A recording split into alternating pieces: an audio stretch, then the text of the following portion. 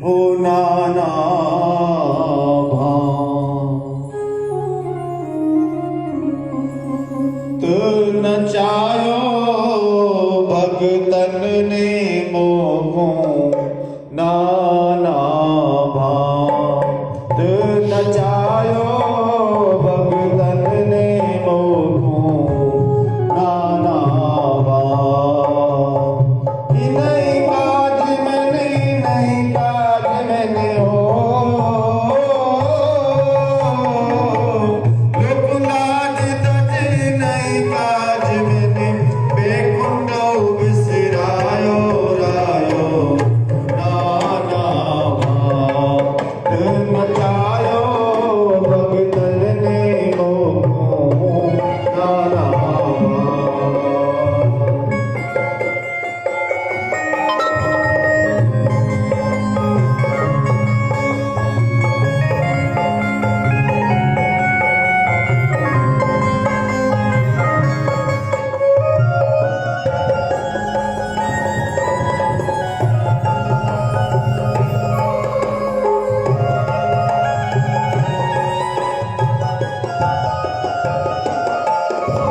गजरे पुकार तब करुण चढ़ जाए और कहा को सवार सुन भक्त की पुकार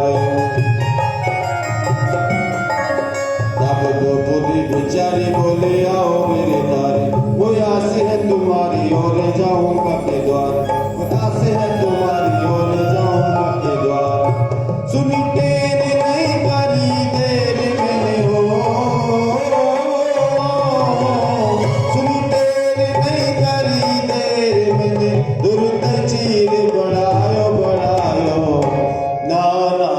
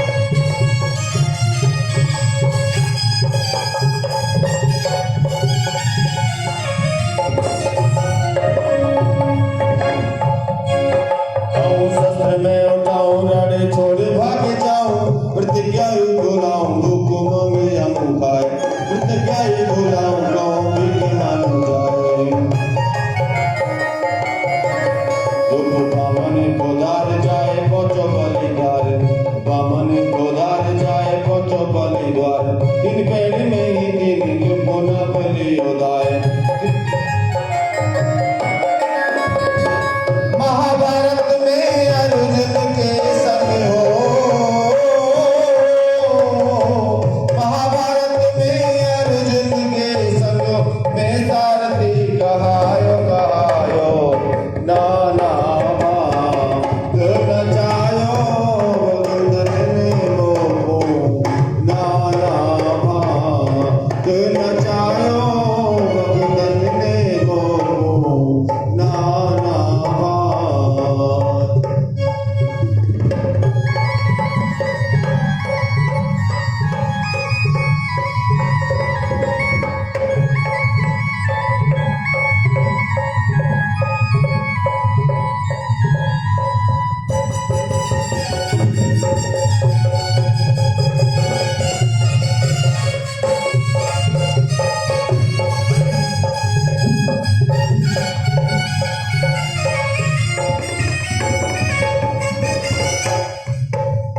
मैं मीरा गोपाल गिरधारी नंद लाल कंस हूँ गोपाल दास तुलसी गौरव। ओ कंस हूँ गोपाल तुलसी गौरव। विधन को सारे लक्ष्मी को वरदार, विधन को सारे जारे को वरदार। पर नंद को कुमार सूरदास ही को श्याम, नंद को कुमार सूरदास ही को श्याम। जोई रस बानी तो गानी में अरे हो,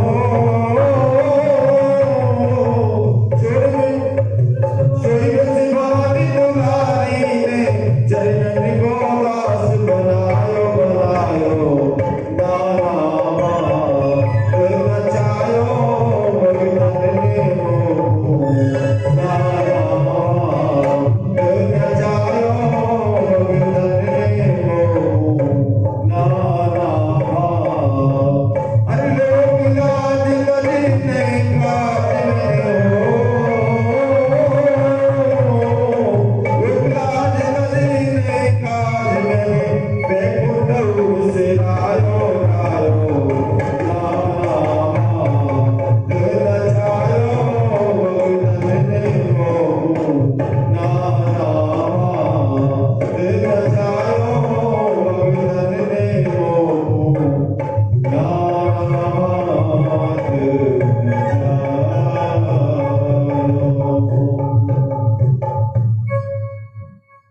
श्री सभी नगर निवासियों से अनुरोध, सभी राजेंद्र नगर निवासी शीघ्रता से शीघ्र कथा मंदिर में आने का कष्ट करें।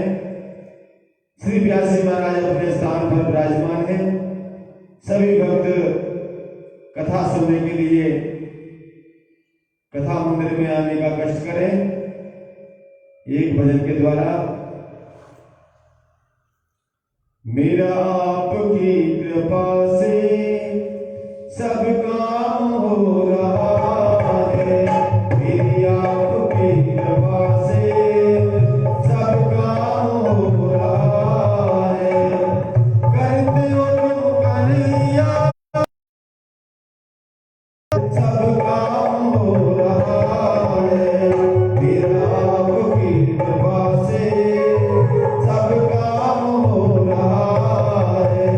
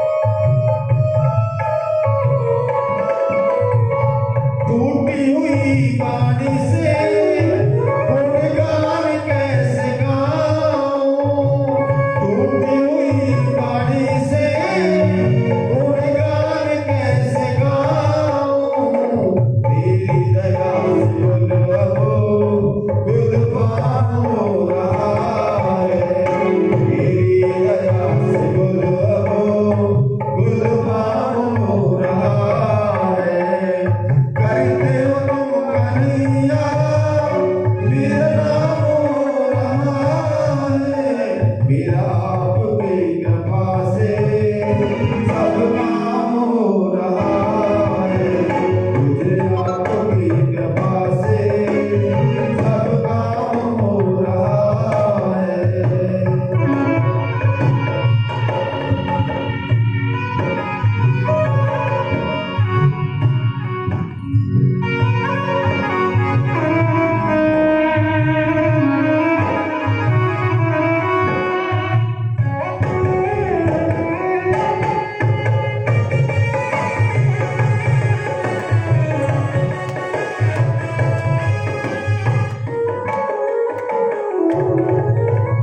तूफान आंधियों में तुमने ही मुझको थामा,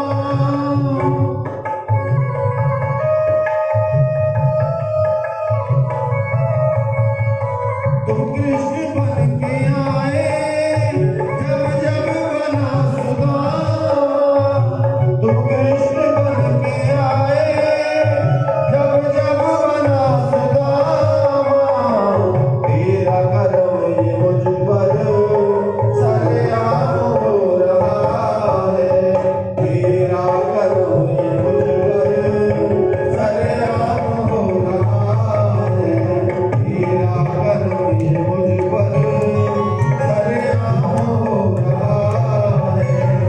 कहते हो तुम कन्हैया मेरा नाम हो रहा है, कहते हो तुम कन्हैया मेरा नाम हो रहा है, तेरा आपकी कृपा से सब काम हो रहा है, तेरा आपकी कृपा से सब काम हो रहा है, सब काम हो रहा है, सब काम हो रहा है। बोली भागवत भगवान की जय, श्री व्यासी महाराज की जय, श्री सुखदेव जी महाराज की जय, श्री राधा रानी की जय, श्री बांके बिहारी लाल की जय, श्री लक्ष्मी नारायण भगवान की जय, श्री सनातन धर्म की जय। जय जय श्री राधेश्याम, जय जय श्री राधेश्याम, जय जय श्री राधेश्याम।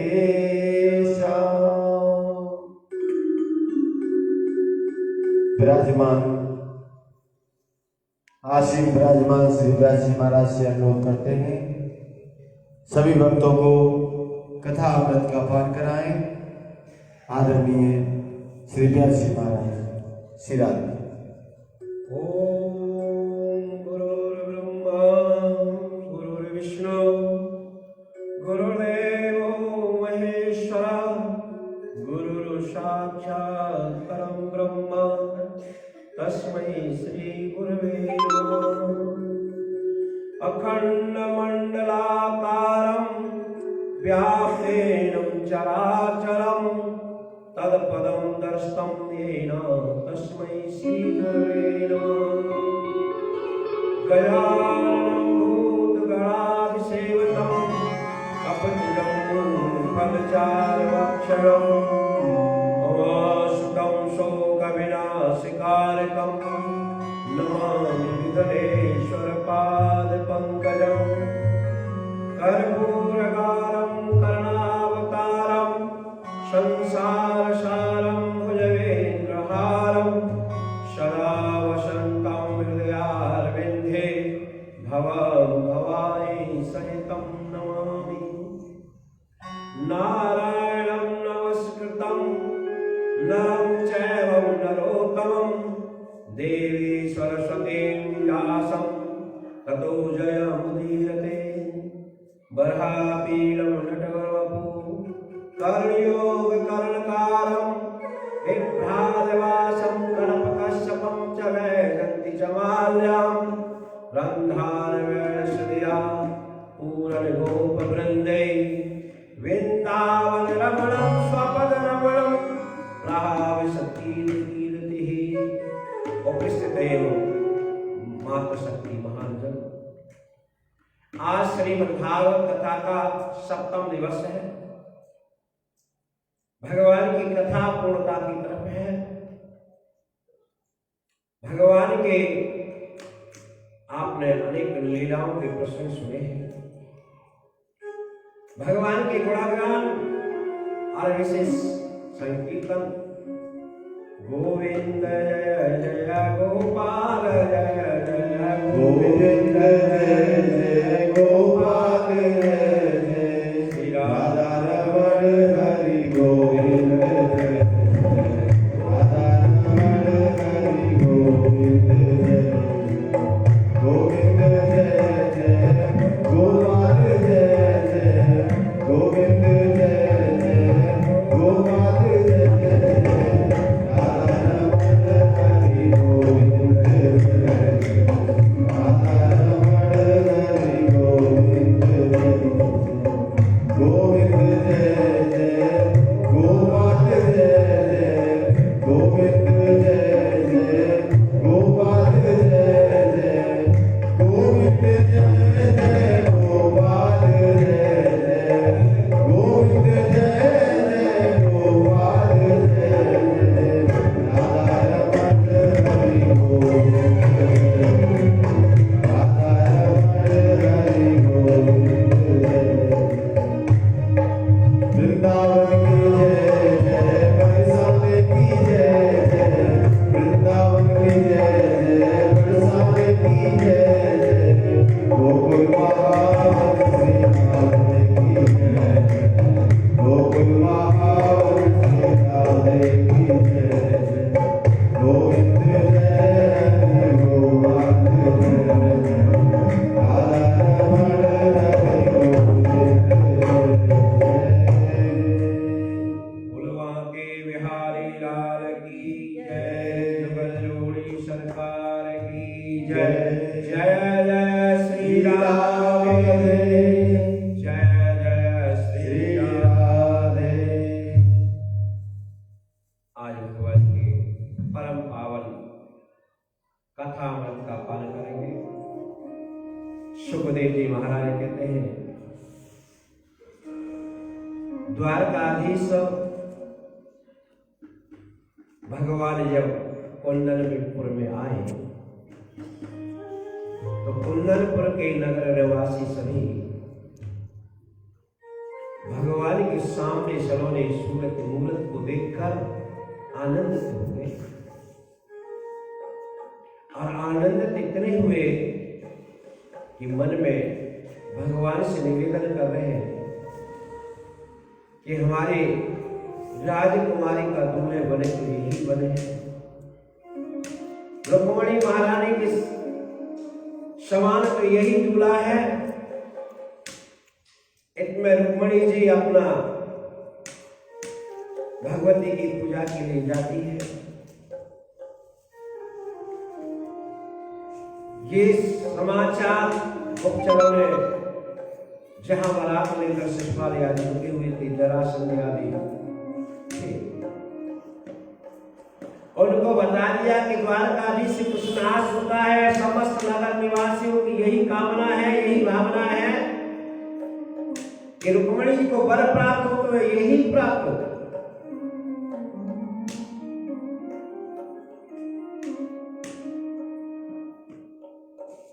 तो शिशुपाल से जरासंध ने कहा, शिशुपाल जी सावधान हो जाइए, कृष्ण आ गया है। शिशुपाल कहता है जरासंध से, मित्र अरे मेरे ग्वाले ये घूमने आए होंगे, निमंत्रण तो मिला नहीं इनको, पर आप इनकी चिंता न करें। जरासंध ने कहा कि यही भूल मैंने की थी। मैं कृष्ण को निराश वाला ही समझता रहा और कृष्ण बड़ा चतुर और बड़ा चालाक है। मैं 17 बार पराजित हो चुका हूं कृष्ण से, 18वीं बार बड़ी मुश्किल से विजय प्राप्त हुई मुझे। तो शिशुपाल कहता है कि हम यहाँ केवल लड्डू खाने थोड़ी आए। अपने समस्त सैनिकों से शिशुपाल ने कहा, जाओ जहां रुक्मिणी गिरिराज पूजा के लिए भगवती पूजा के लिए गई हुई है, छावनी में मंदिर को बना। अब रुक्मिणी देवी देखती है मंदिर का पूरा छावनी बना दिया, सैनिक चारों तरफ घेरा में है, रुक्मिणी को लेकर चल रहे हैं। विचार आया रुक्मिणी जी के, मैंने तो पत्र में लिखा था मैं अकेले मिलूंगी, और यहां तो इतने हजारों सैनिक हैं, मंदिर को छावनी के रूप में बना दिया।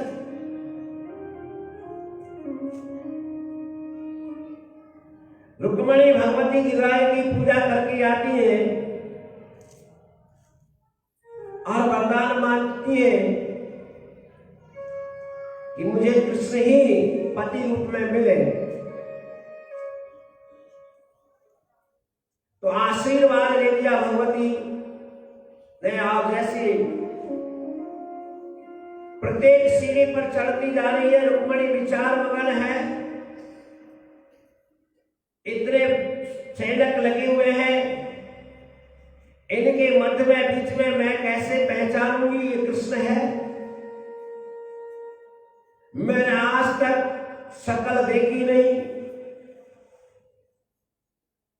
इसी प्रकार से रुक्मिणी जी जब लास्ट सीढ़ी पर आई तो भगवान खड़े हुए थे। रुक्मिणी ने भगवान कृष्ण की छवि देखी और मुस्कुरा गई। समस्त सैनिक दल भी साक्षात भगवती का अवतार है, रुक्मिणी लक्ष्मी जी का। तो रुक्मिणी के वो सौंदर्य स्वरूप को देखकर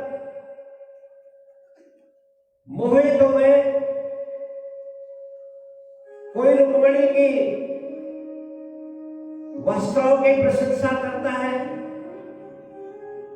कोई रुक्मिणी के आभूषणों की प्रशंसा करता है, कोई रुक्मिणी के स्वरूप की प्रशंसा करता है, और कोई रुक्मिणी चाल और ढाल की प्रशंसा करता है।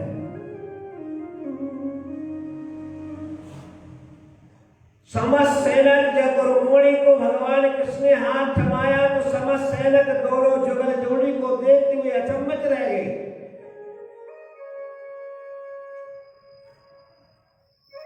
अब सैनिक अचंभित है और भगवान कृष्ण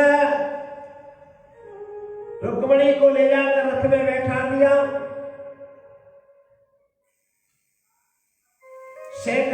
सैनिकों ने किसी प्रकार का कोई विरोध नहीं किया। ऐसी मोहनी विद्या भगवान ने की। जब रथ में बैठ गई, चल दिए, भगवान ने रथ हकवा दिया तो सब सैनिकों को होश आया, अरे हम किस लिए आए यहाँ?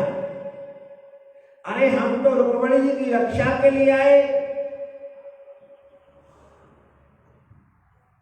अब समस्त सैनिक शिशुपाल से जाकर कहते, महाराज रुक्मिणी का हरण हो गया, रुक्मिणी कृष्ण के साथ चली गई, द्वारकाधीश के साथ चली गई।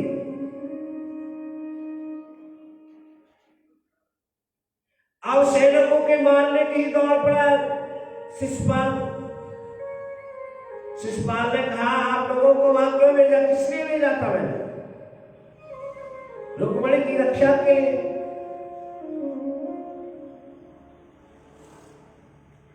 तो जरासंध ने कहा, शिशुपाल सैनिकों पर क्यों अपना गुस्सा उतार रहे हो? मैंने पहले कहा था कि तुम सावधान हो जाओ। शिशुपाल आदि युद्ध करने के लिए गए, ललकारा भगवान कृष्ण को युद्ध के लिए कहां भगा के ले जा रहा, कहां भाग के जा रहा है। आज युद्ध कर, तुझे छोड़ेंगे नहीं। तो भगवान कृष्ण ने रथ मोड़ लिया और युद्ध की ललकार को स्वीकार करके युद्ध करने लगे। इतने में दाऊ जी महाराज भी अपनी नारायणी सेना को लेकर आ गए। भगवान युद्ध कर रहे शिशुपाल यादियों से। इतने में द्वारकाधीश की जय हो ऐसा आवाज आई तो मुड़ के देखा कि स्वयं बलदाऊ जी आ गए हैं। भाई को नमन किया। नमन करने के बाद में बलराम जी ने कहा कि कृष्णा तुम रुक्मणी को लेकर द्वारका चलो, बाकी मैं संभालता हूं सबको। तो शिशुपाल आदि को सब परास्त कर दिया। भगवान रुक्मणी को द्वारका ले जा रहे हैं। पराजय होकर हार मान के शिशुपाल आ गया। शिशुपाल ने विचार किया कि इस पराजय से, हार से तो मुझे ऐसा है कि अब मरना ही ठीक है, मैं आत्महत्या कर लेता हूं। जरासंध ने समझाया, शिशुपाल मैंने आपको बताया मैं 17 बार पराजित हो चुका हूं। आप हार मत मानिए, आगे विजय की बात करेंगे। और योद्धा को कभी हार नहीं माननी चाहिए। योद्धा को कभी हार नहीं माननी चाहिए। तो समझाया कि शिशुपाल को भी कुछ दारसा बनी, कोई धैर्य बना। यहां तो मेरे से ज्यादा भी लोग बेइज्जत होकर बैठे हुए हैं। मैंने एक बार ही परास्त हुआ हूं, मेरी तो एक बार ही हार हुई है। जरासंध तो 17 बार के हारे चुके बैठे हैं। तो अपने नाम को आत्महत्या करने की क्या आवश्यकता है। सुखदेव जी महाराज कहते कि राजन, जब उनको मालूम हुआ रुक्मी के भाई को, तो रुक्मी के भाई ने भगवान से बदला लेने के लिए हाथ, या तो मैं कृष्ण का वध कर दूंगा या इस कुंडलपुर में अपना मुंह नहीं दिखाऊंगा। तो भगवान रुक्मी चले गए। रुक्मिणी के भाई रुक्मी ने भी बहुत भयंकर युद्ध किया भगवान के साथ में, और युद्ध किया। आखिर भगवान ने बंदी बना लिया और भगवान ने अपनी तलवार निकाली तो रुक्मिणी जी घबरा गई। रुक्मिणी जी ने विचार किया कहीं मेरे भाई की हत्या ना कर दे, मेरे भाई का वध ना कर दे कृष्ण। तो रुक्मिणी समझाने लगी, अरे हमारे आपके विवाह की ये बेला है और आपके हाथ के द्वारा अगर मेरे भाई का वध हो गया किसी कारण, तो हमेशा के लिए मेरे भाई वध के कारण ये हमारा आपका विवाह कलंकित हो जाएगा। भगवान ने कहा, रुक्मिणी मैं भी समझता हूं आपका भाई लगता है तो मेरा भी कुछ लगता होगा, तो मैं इनका वध नहीं करूंगा। तो भगवान ने तलवार निकाल के उसका मुंडन करना प्रारंभ कर दिया। विजय बलराम जी विजय पताका फहराते हुए आ गए और उन्होंने देख लिया कृष्ण क्या कर रहा है। तो बलराम जी कहते रहे, कृष्णा ये नाईगिरी का काम कब से शुरू कर दिया तुमने? अरे रिश्तेदारों का ऐसा अपमान थोड़ी किया जाता है। दाऊ महाराज ने बहुत डांटा भगवान कृष्ण को। दाऊ महाराज से सारे ने कहा, महाराज अभी नई नई दुल्हन है और इस दुल्हन के सामने हमें इतने डांट रहे आप। फिर रुक्मिणी को भी दाऊ जी ने समझाया और जब रुक्मिणी, क्योंकि देखिए दो आदमी में कहीं झगड़ा हो रहा हो और चाहे गलती वो दूसरे की हो, पर झगड़ा शांत करना है तो पहले अपने ही आदमी को डांटना पड़ता है। अपनी ही पार्टी वाले को डांटोगे तब दूसरा मानेगा हाँ भाई ठीक है, उसे संतोष होगा कुछ। और आपने सीधा आते ही दूसरे को डांटना शुरू कर दिया तो फिर वो आपकी बात नहीं मानेगा। तो यहां भगवान बाबूजी महाराज ने अपने भाई कृष्ण को और डांटा, पहले बहुत उल्टा सीधा था। उसके बाद में रुक्मिणी से भी कहा कि भाई गलती तो आपकी भी है। तो इसलिए रुक्मिणी बलराम जी से इसलिए रखने लगा। इसी प्रकार से भगवान कृष्ण का और रुक्मिणी का प्रथम विवाह हुआ। परीक्षित जी महाराज कहते हैं सुखदेव जी से कि महाराज मैंने सुना है कि भगवान कृष्ण को द्वारका में मणि चोरी का भी लांछन लगा है। मैंने हाँ सत्य सुना है आपने, तो ये कैसे लगा? सुखदेव जी महाराज कहते सुनो परीक्षित, द्वारका में एक सत्राजित नाम के यादव थे। वो भगवान सूर्य के अनन्य भक्त थे। एक भगवान सूर्य के अनन्य भक्त होने के कारण सत्राजित पर अधिक प्रसन्न हुए और सूर्य नारायण भगवान ने एक मणि सत्राजित को प्रदान कर दी और सत्राजित से कहा कि इस मणि को विधिवत स्थान पर अपने ठीक स्थान पर रखना, इसकी पूजा आदि करना। तो ये मणि क्या देगी? आपको नित्य 8 बार सोना प्रदान करेगी। सत्राजित ने ब्राह्मणों के द्वारा मणि को स्थापित कराया और नित्य 8 बार सोना वो मणि प्रदान करने लगी। अब सोने से मणि प्रदान, सोना जब प्रदान होगा तो सत्राजित बड़ा दानी बन गया। तो भगवान ने एक दिन आकर सत्राजित से कहा, सत्राजित जी ये मणि आप महाराज अग्रसेन को दे दीजिए,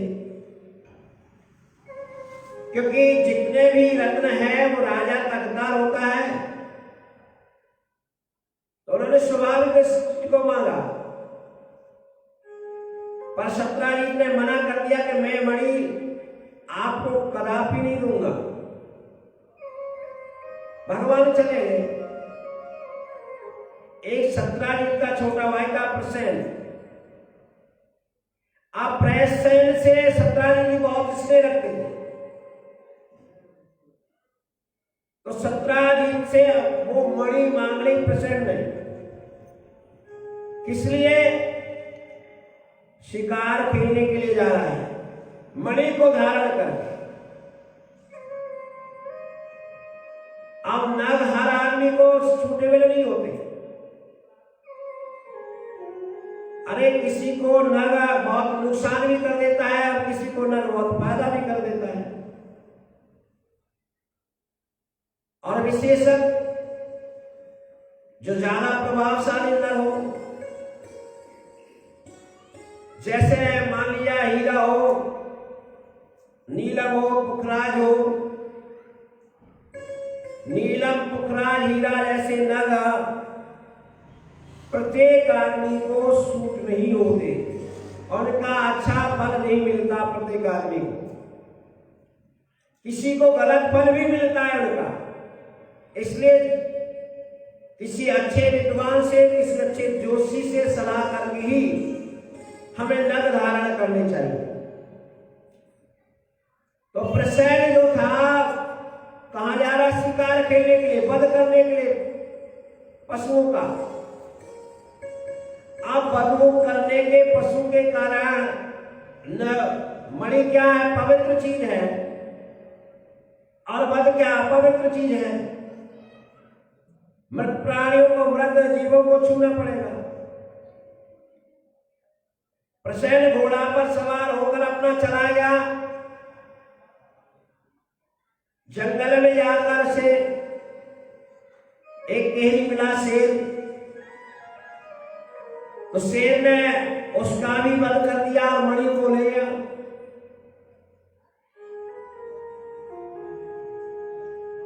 आगे रीछराज शेर का वध कर गए और मणि ले गए। अब सत्राजीत का भाई प्रसन्न कई दिन हो गए पर वापस ही नहीं लौटा। सत्राजीत ने अपनी पत्नी से कहा, मेरा भाई कई दिन हो गए परंतु वापस नहीं आया, पता नहीं क्या कारण है। एक दिन कृष्णा मेरे से मणि मांगने के लिए आए थे और मैंने मणि देना मना कर दिया था। कहीं नहीं, ऐसा तो नहीं कृष्ण ही कहीं मेरे भाई का भी वध कर दिया हो और मणि उसे छीन ली हो। पर कभी जब तक बात सही तरीका से ना मालूम हो जाए तब तक आप किसी को बताना नहीं। और माताओं का स्वभाव है, जब तक वो दो चार से न कह ले तब तक उन्हें संतोष नहीं आता। तो सत्राजीत की पत्नी ने अपनी पड़ोसन को सुनाई, पड़ोसन ने तीसरी को सुनाई, चौथी से सुनाई। इसी प्रकार धीरे धीरे पूरी द्वारका में मणि चोरी की बात और कृष्ण की बात फैल गई।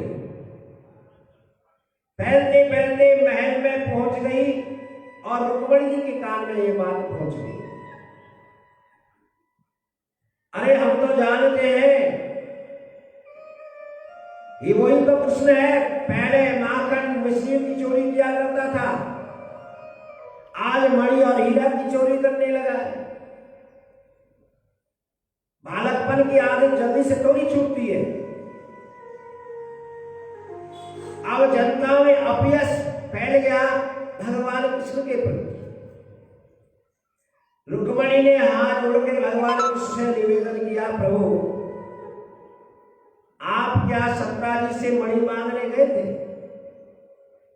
बल्कि हाँ मैं गया था, पर सत्राजीत ने दिया नहीं तो मैं चले आया। तो रुक्मणी देवी कहती है, महाराज सत्राजीत का भाई नहीं मिल रहा, मणि नहीं मिल रही और आपके ऊपर लगा है उसका। सारे द्वारका में ये अफवाह फैली हुई है कि मणि कृष्ण ने चुरा ली है और आप दूसरी मणि लोगे तब भी आप चोरी के आपेक्ष से मुक्त नहीं हो सकते। अब तो आपको वही मणि ढूंढ के लानी पड़ेगी। सत्राजीत के भाई का भी सुराग लगाना पड़ेगा, पता लगाना पड़ेगा। तो भगवान कृष्ण द्वारकाधीश कुछ सैनिक साथ लेकर, मणि के कुछ विशेषज्ञ साथ लेकर, खोजबीन के विशेषज्ञ साथ लेकर चल दिए। जाके देखा रास्ता में एक शेर मृत पड़ा हुआ। विशेषज्ञों ने जांच की कि शेर मणि के पंजे में थी। आगे देखा पंजे में रीछ के बाल लगे हुए हैं, प्रसन्न भी वही मृत पड़ा है। तो विशेषज्ञों ने कहा, महाराज मणि को कोई रीछ ले गया है। अब रीछ की खोज हुई तो एक आगे जाके एक बहुत बड़ी गुफा मिली। अब गुफा बहुत गहरी। तो भगवान कृष्ण ने सभी सैनिकों से कहा कि आप यहां विश्राम करिए और अपना राशन और मंगवा लीजिए, मुझे पता नहीं कितने दिन लगते हैं और मैं अंदर जाता हूं मणि की खोज में। तो भगवान कृष्ण घुस गए एक गुफा में और गुफा में जाकर आगे देखा रीछ के बच्चे उस मणि से खेल रहे थे। तो भगवान कृष्ण जैसी गुफा में पहुंचे तो अनजान व्यक्ति को देखकर बच्चे चिल्लाए, उसकी मां आई, जब मां ने भी पुकारा, इतने में रीछ आया।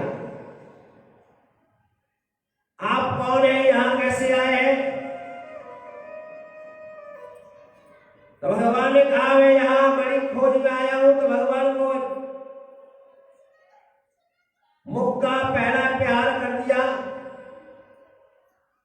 और इस प्रकार से भगवान कृष्ण का और नीचराज जामवंत जी का युद्ध 27 दिन तक चला। 27 दिन तक युद्ध चला दोनों के साथ। और भगवान 28वें दिन में जैसी मुख का प्रहार भगवान करे तो श्री वस्त्र का चिन्ह दिखाई देगा, तो रीचराज पहचान गया ये मेरे प्रभु है श्री राम। भगवान के चरणों में गिर पड़ा कि प्रभु आप धन्य हैं, मेरी कामना आप पूर्ण कर गई। अब आप बताइए मैं आपकी क्या सेवा करूं। तो भगवान ने कहा कि मेरे मणि आपने ली है, वो मणि मुझे दे दीजिए। तो रीचराज ने कहा कि मणि तो मैं अपनी पुत्री को दे चुका हूं और पुत्री का पिता धन वापस कभी लेता नहीं। जो पुत्री को समर्पण कर दिया उसे मैं वापस नहीं लूंगा। तो अब क्या बात की जाए। तो जामवंत जी ने कहा कि आप ऐसा करिए, मेरी पुत्री का विवाह आप अपने साथ कर लीजिए और दहेज में मणि ले जाइए। तो दूसरा विवाह भगवान का जामवंत जी की पुत्री से हुआ। आज जामवंत जी को बड़े हर्ष और उल्लास के साथ में भगवान ने विदा किया। जामवंत जी ने भगवान और जामवंती जी अपनी पुत्री। इसी प्रकार भगवान द्वारका में आ गए। द्वारका में हर्ष उल्लास हुआ। द्वारकावासी ने जय जयकार किए। जामवंत जी का विवाह हो गया और भगवान के विवाह होने के संपन्न के बाद में अब वही जनता जनार्दन, वही द्वारका निवासी अभी तक तो भगवान कृष्ण को आक्षेप कर रहे थे, आरोप लगा रहे थे। अब जनता बिल्कुल बदल गई, पलट गई। अब जनता कहने लगी वाह, अरे हम तो पहले कहते थे हमारे महाराज बड़े इतने हैं, दानी हैं, इतने बड़े हैं, क्या ये मणि चुराएंगे। सत्राजित को शर्म नहीं आती, भगवान पर यह आक्षेप लगा दिया। अब जिधर सत्राजित निकले उधर ही गई, बुराई से मिले। वो भगवान कृष्ण के पास आया। सत्राजित से ने कहा भगवान ऐसा करो, मुझे इस अपराध से छुड़ाइए, इस बुराई से छुड़ा दीजिए। पर कि क्या किया जाए। भगवान से सत्राजित ने कहा कि आप मेरी पुत्री का विवाह अपने साथ कर लीजिए, तो मेरी आपकी रिश्तेदारी हो जाएगी। फिर ये सब लोग की बोलती बंद हो जाएगी, कोई कुछ नहीं बोलेगा। भगवान ने कहा ठीक है भाई। तो सत्राजित जी के विवाह कर लिया पुत्री से। सत्यभामा उनका नाम है। अब ये 3 विवाह भगवान के हुए। सत्राजित की पुत्री से विवाह करके भगवान सत्राजित वो मणि भी देने लगे। भगवान ने कहा महाराज आप अगर मुझे ये मणि प्रदान कर देंगे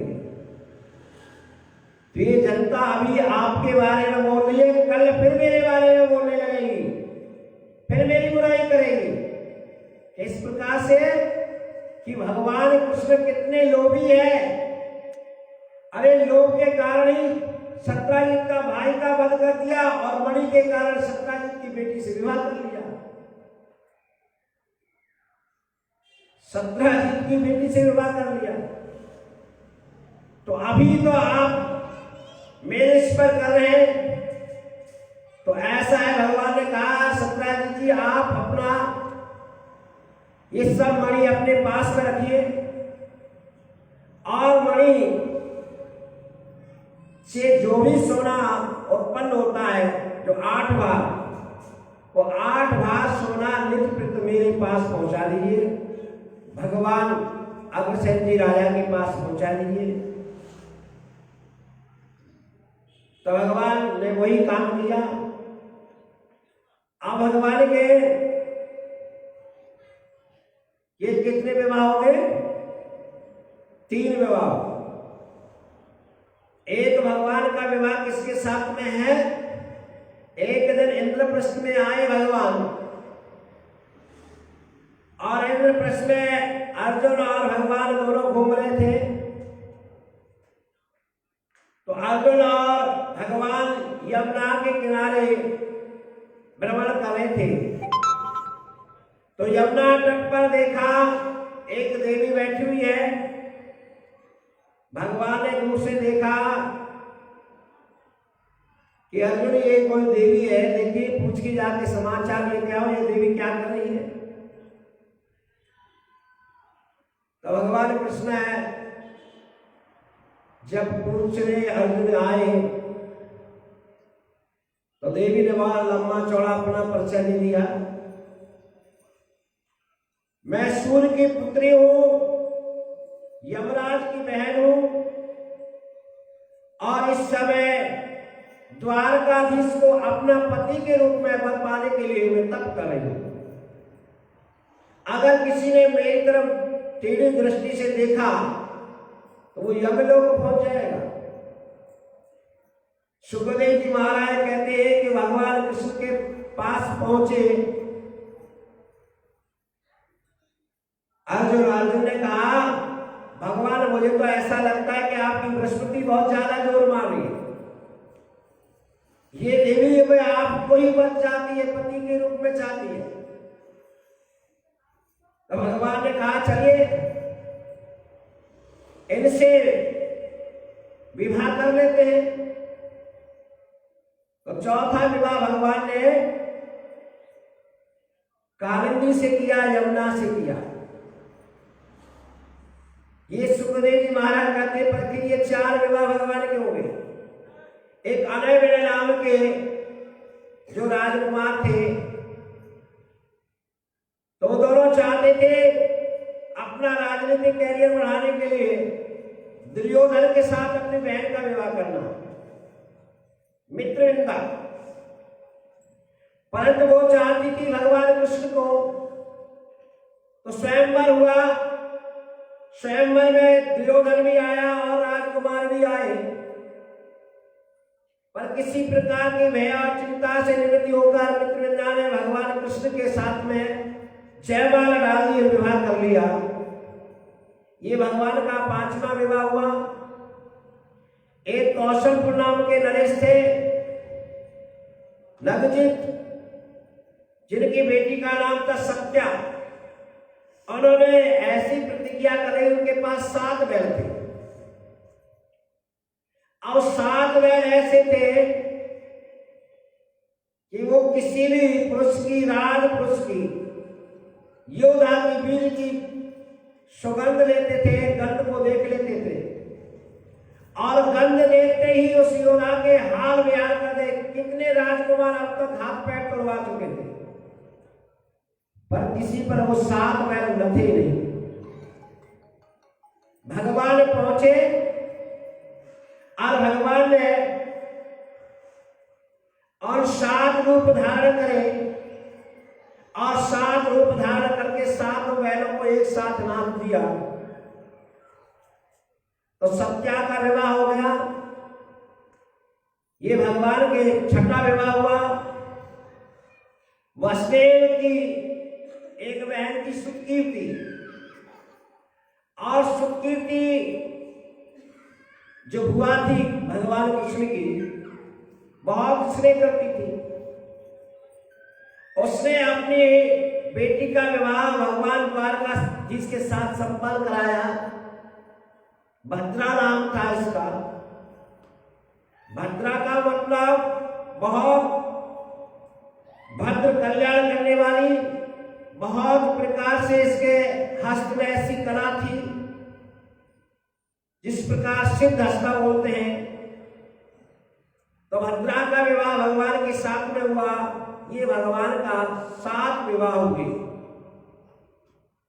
एक बार भगवान ने ऊपर घूमती हुई मछली को प्रतिबिंब में देखकर लंका भेदन कर दिया। मध्य प्रदेश के राजा, इनकी कन्या का नाम था लक्ष्मणा। तो इसे 8 भगवान ने लक्ष्मणा जो मछली का छेदन किया, उसके साथ में 8वां विवाह हुआ। तो ये भगवान के 8 विवाह हुए।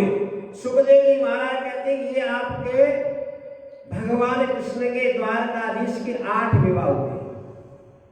सुखदेव जी महाराज ने कहा, वो परीक्षित जी ने, कि मैंने तो सुना है भगवान के 16,108 विवाह है, ये तो अभी 8 ही विवाह हुए हैं।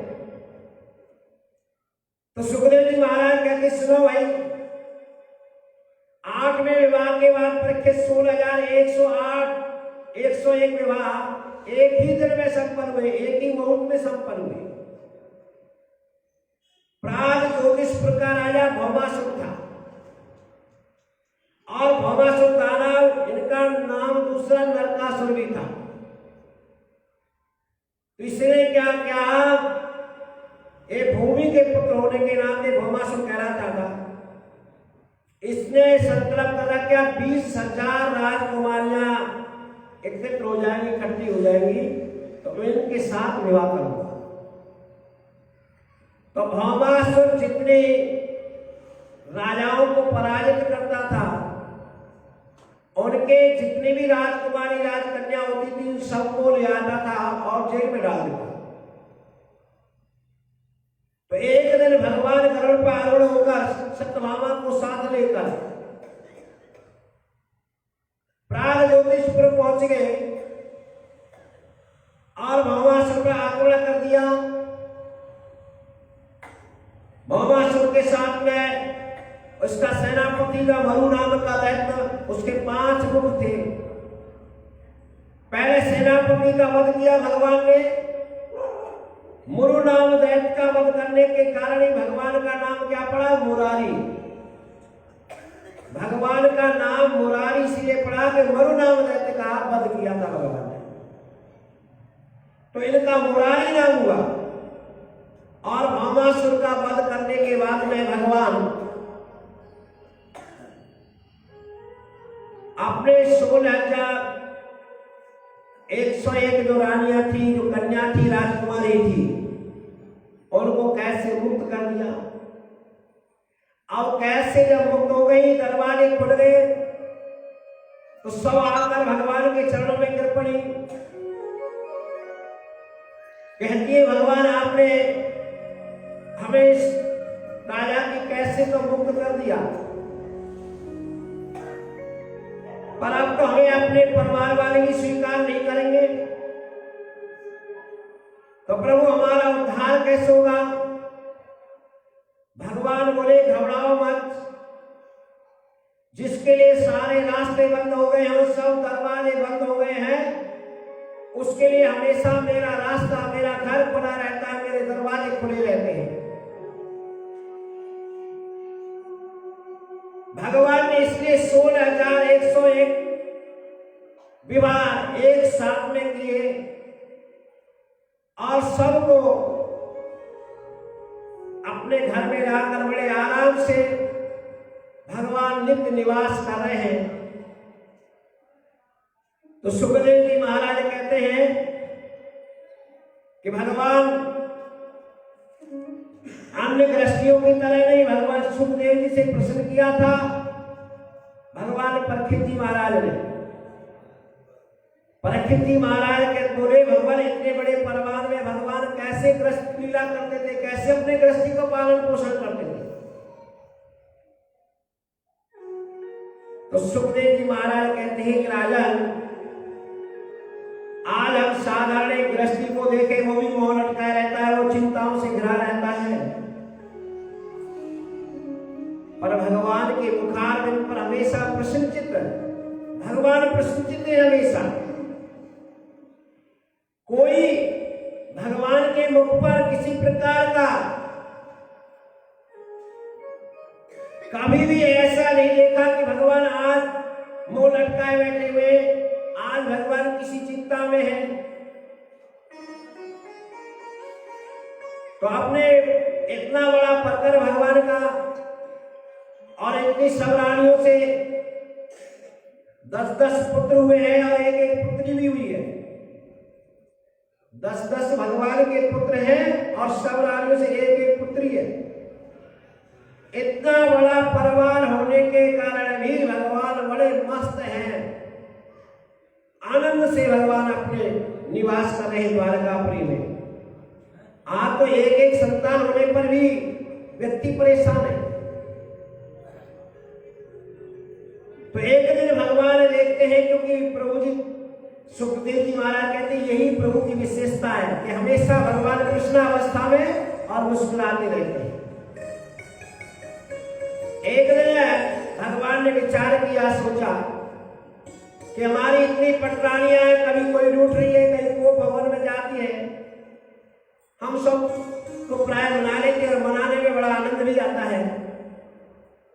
पर हमारी जो सबसे बड़ी पटरानी है रुक्मिणी जी, वो आज तक हमसे कभी रूठी नहीं, उसने आज तक कोई शिकायत नहीं करी, कोई क्रोध उनको नहीं आया।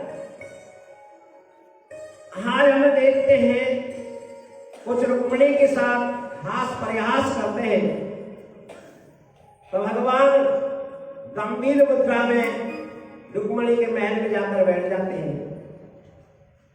तो आज रुक्मिणी पहली बार प्रभु को गंभीर मुद्रा में देखती है, तो बेचारी पंखा लेकर हवा करने लगी। रुक्मिणी जब देखती है, धीरे से बोलती, महाराज क्या बात है, आज ऐसे कुसुम कैसे बैठे हैं? भगवान एकदम चौंक कर कहते रुक्मिणी की मुख को देखते हुए, अरे एक बात बताओ, तुमने हमसे विवाह क्यों किया? रुक्मिणी से भगवान हाथ प्रयास में कह रहे हैं कि आपने हमसे विवाह क्यों किया? रुक्मिणी ये प्रश्न सुनकर चौंक गई और कहती है कि आज पूछ रहे 10 पुत्र हो गए, 1 पुत्री हो गई। 10 पुत्र और 1 पुत्री होने के बाद में आज मेरे से पूछ रहे कि हमसे विवाह क्यों किया? तो प्रश्न सुनते ही रुक्मिणी के होश उड़ गए। तो भगवान ने आज तक हमसे कभी इस प्रकार की बात नहीं हुई, भला ऐसा प्रश्न क्यों कर रहे हैं? परंतु रुक्मिणी ने कुछ नहीं कहा, मौन हो गई रुक्मिणी।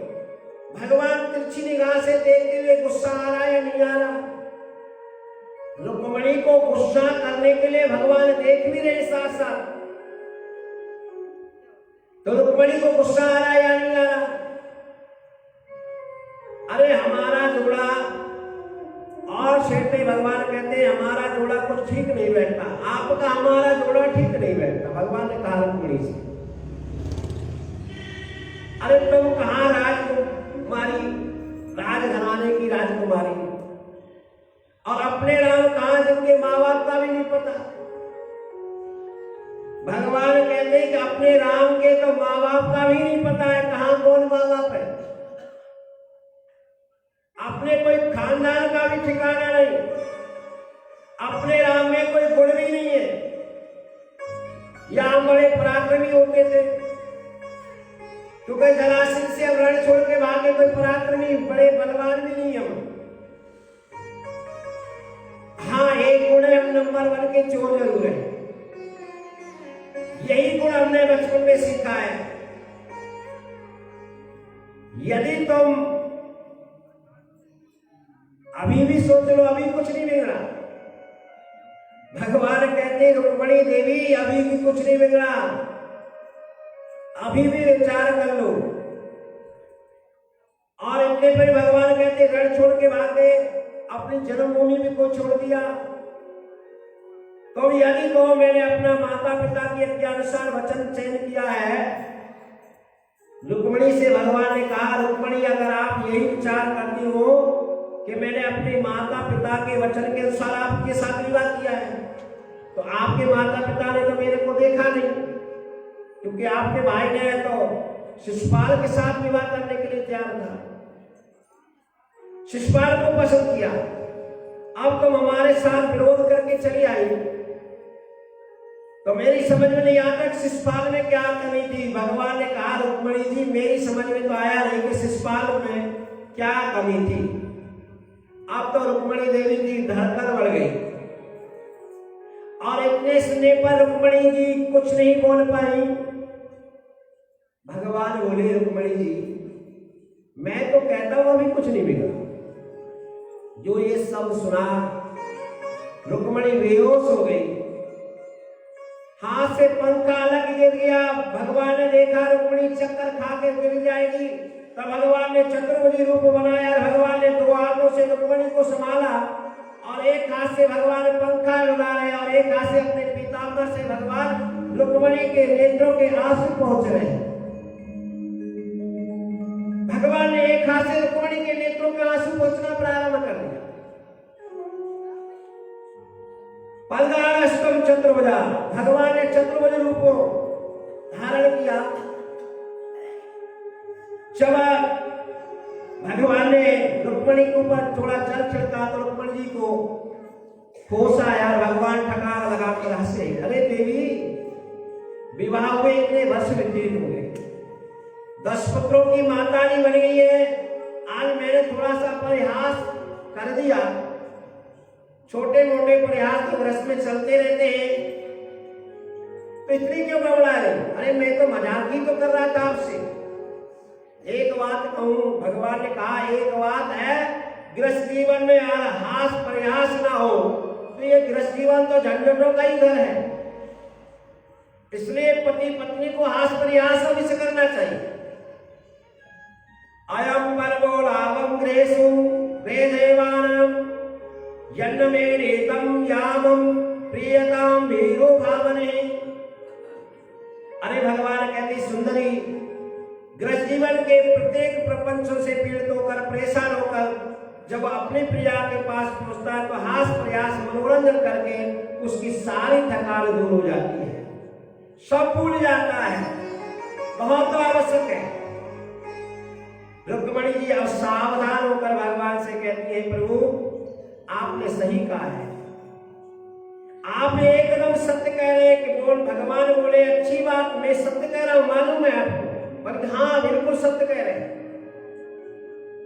अच्छा बताओ मैंने क्या सत्य कहा? रुक्मिणी जी कहती है पहले सुनिए सरकार, आप कह रहे थे मेरे अंदर कोई भी गुण नहीं है। भगवान ने रुक्मिणी से कहा कि आपने मेरे को क्यों वर्ण किया, मेरे अंदर तो कोई गुण नहीं है। रुक्मिणी बिल्कुल सटीक उत्तर दे रही है और भगवान के सारे प्रश्नों को बदल दिया रुक्मिणी जी ने, क्योंकि भगवान क्या है? गुणातीत है। कौन कौन से गुण है? सतोगुण, रजोगुण और तमोगुण, ये तीनों गुण भगवान के अंदर नहीं है, ये तो हमारे आपके अंदर है, समोगुण और तमोगुण। तो सबसे पहला उत्तर रुक्मिणी ने दिया कि आप साक्षात नारायण है, आप त्रिगुणता है। ये आपके कथन अनुसार बिल्कुल सही है। आप कह रहे थे हमारे माँ बाप का पता नहीं, भगवान आपके माँ बाप का तो कोई क्या पता लगाएगा?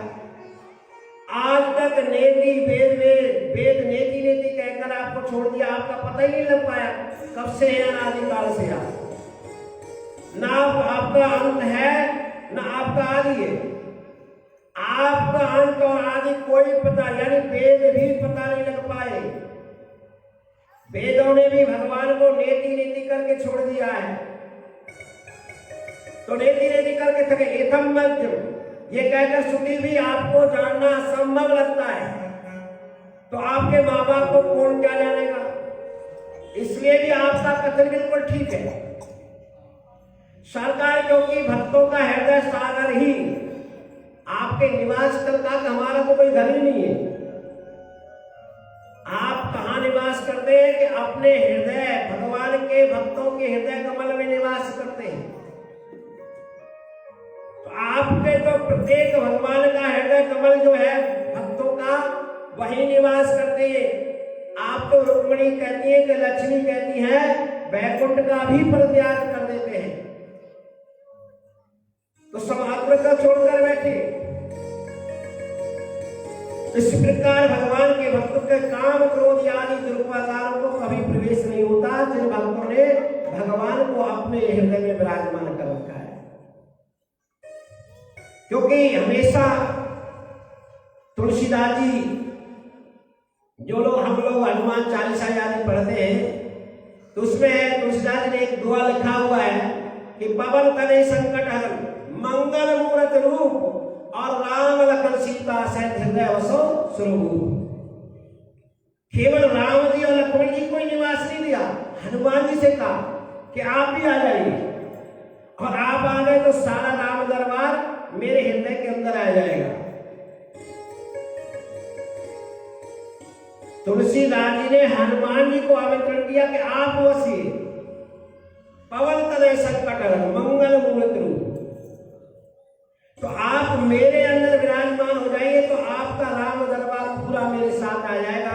तो जिन भक्तों के पास में स्वयं आप विराजमान है उनके यहां, तो इसमें क्या हो? तो इसी प्रकार से परीक्षित जी कहते भगवान बड़े परिहास कर मनोरंजन करते हुए, कभी माधव का मुख नहीं मुरझाया, कभी भी माधव के रूप भगवान के रूप पर मुरझाया नहीं, कभी लटका नहीं। ये भगवान के कृष्ण जीवन की है। भगवान के पुत्र की सबसे पहले रुक्मणी जी का जो पुत्र था प्रबोधन, जो 6 दिन का ही शंकासुर नाम के दैत्य ने अपहरण कर लिया। अपहरण करके कहां ले गया? समुद्र में फेंक दिया उसको, क्योंकि नारद जी ने बता दिया था शंकासुर नाम के दैत्य को कि तुम्हारा वध जो भगवान कृष्ण का पुत्र ही करेगा, कामदेव के द्वारा होगा। और कामदेव की रति जो पत्नी थी, उसने भगवान शिव का बहुत तप किया। उस कामदेव की पत्नी को भगवान ने आशीर्वाद दिया। आशीर्वाद लेकर भगवान ने कहा जाओ तुम्हारा पति वहां मिलेगा। तो भगवान से रति ने कहा प्रभु मैं उस असुर के पास में कैसे रहूंगी, कैसे मेरा पति तो बचेगा? तो भगवान शंकर ने मोहड़कासुर का नाम मंत्र दिया, उसके कारण शंकासुर रति के समीप नहीं आता। रति का नाम वहां क्या लगा गया? पाप की अध्यक्षता बनी असुरी की, तो रति का नाम था माया। तो जो शंकासुर ने अपहरण करके प्रबोधन को डाला था 6 के दिन समुद्र में, उस मछली निगल गई और वही मछली वापिस शंकासुर की रसोई में आ गई। जब रसोईया ये काम कर रहे थे तो सब वहां माया वही थी। उस शिशु को पालन पोषण किया, अनेक प्रकार के रसायन कराए, और रसायन लेने के बाद में अल्प समय में युवावस्था में प्रबोधन जी आ गए। तो अभी तो मातृ तत्व भाव था रति का, अब जब युवावस्था में आ गया तो जिस प्रकार के पत्नी के भाव हैं उस प्रकार के भाव प्रदर्शित कर रही है वो। तो एक दिन प्रबोधन जी महाराज कहते देवी आप मेरी माँ के समान है, माँ के जैसे आप पालन पोषण मेरा किया है, पर आप अब आपकी भाव मेरा बिगड़ गई है। क्या बात है? सच बताओ कौन है तुम? फिर उसी ने सारा ठास बता दिया कि मैं आपकी पत्नी रति हूं और आप मेरे जन्मांतर के पति कामदेव है, और ये शंकासुर आपका शत्रु है, आपके द्वारा ही होगा। आप इस समय भगवान द्वारकाधीश के रुक्मणी जी के पुत्र हैं, प्रबोधन के रूप में अवतरित हुए हैं। तो उसी प्रकार से शंकासुर नाम के दैत्य का वध किया प्रबोधन जी महाराज ने, और दोनों ही रति और प्रबोधन जी द्वारका गए। सहसा भगवान कृष्ण और रुक्मणी के साथ रहे। एक भगवान